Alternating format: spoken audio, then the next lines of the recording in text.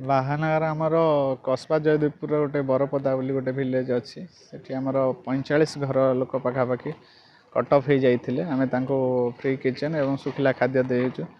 ଯେହେତୁ ରାସ୍ତା ପାଣିରେ ବୁଡ଼ିକି ରହିଥିଲା, ଆମେ ବିଲବାରେ ପଶିକି ନେଇ ଶୁଖିଲା ଖାଦ୍ୟ ଦେଇଥିଲୁ। ଆଉ ତାଙ୍କର ମଧ୍ୟ ଫ୍ରି କିଚେନ୍ ଜାରି ରହିଛି, କାଲି ଯାଇ ଜାରି ରହିବ। ଏଠି 45 ଘରରୁ ପାଖାପାଖି 150 ଲୋକ ଆମର ଖାଉଛନ୍ତି ଡେଲି ଫ୍ରି କିଚେନ୍।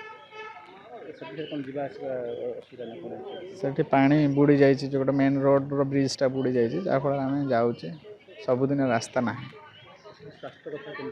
ସ୍ୱାସ୍ଥ୍ୟ ସେଠି କସବା ଜୟଦେବପୁର ସବ୍ ସେଣ୍ଟରର ଆମର କମ୍ୟୁନିଟି ହେଲ୍ଥ ଅଫିସର ଆମ ସାଙ୍ଗରେ ମଧ୍ୟ ଯାଇଥିଲେ।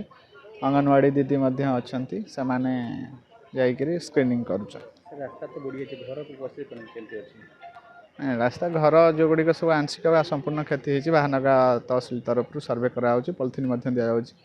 ଏଠି ସମସ୍ତ ଘରକୁ ପଲିଥିନ୍ ଦେବା ପାଇଁ ଆମେ ନିର୍ଦ୍ଦେଶ ଦେଇଛୁ।